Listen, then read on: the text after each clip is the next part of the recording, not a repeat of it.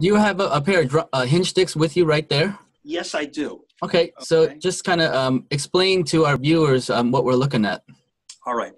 They're called hinge sticks. And the reason I called them hinge sticks is because they have these swivel pads on the side and it acts like a hinge. When I was studying with my teachers, they always said, feel the hinge between the thumb and the forefinger when you're holding the drumstick. Normally, when you hold a drumstick, the fulcrum area is the balance point between the thumb and the forefinger. So you want to hold the stick by that portion. If you hold it too far up, you won't get a nice bounce. If you hold it too far back, you won't get a nice bounce. But if you hold it in this center balance point, you'll get a nice bounce. Unfortunately, a lot of youngsters, they hold the stick so tightly that the stick doesn't bounce back because they're holding it so tightly. So I went back to what I thought, what I remember my teacher was saying. A couple of them, Joe Morello and Buster Bailey at Juilliard, they would say, feel the hinge. So I created a hinge. I drilled a hole through the drumstick, and in the hole, I have these two halves, these two swivel pads, if you can see. They screw into each other at the fulcrum, but they're loose. When they screw in, they don't tighten onto the stick.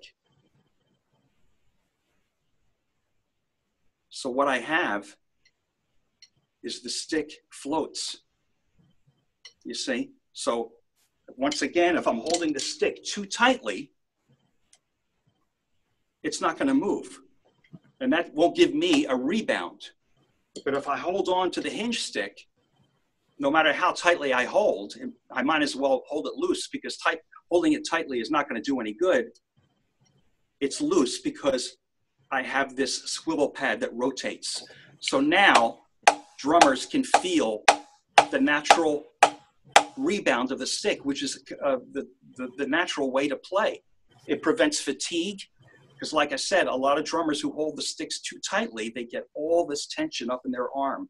Even professionals come to me and they have these aches and pains because they're holding the stick so tight. That's bouncing back on its own.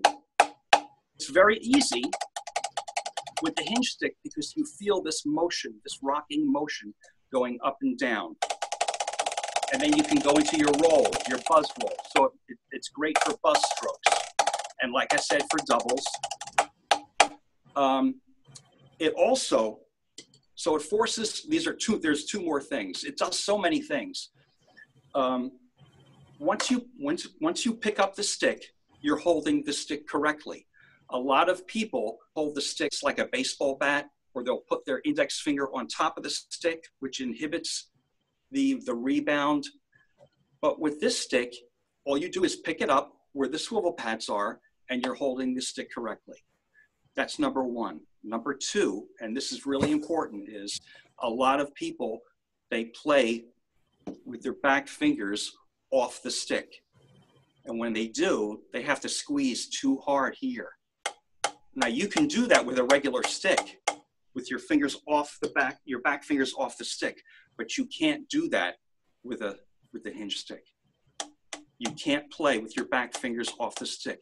You have to have your back fingers, which is the correct grip, on the stick, underneath, to control your double strokes, your single strokes, and your buzzes. It's very important having those back fingers. So it forces correct habits. So drummers can learn more quickly. They don't have a lot of frustration. And once they put it in their hands, they say, oh my gosh, I really understand now how it should feel when I go back to my regular drumsticks. Because these aren't drumsticks that you're supposed to play when you perform. It's a learning tool. So when you go back to your regular drumsticks, you'll have correct habits.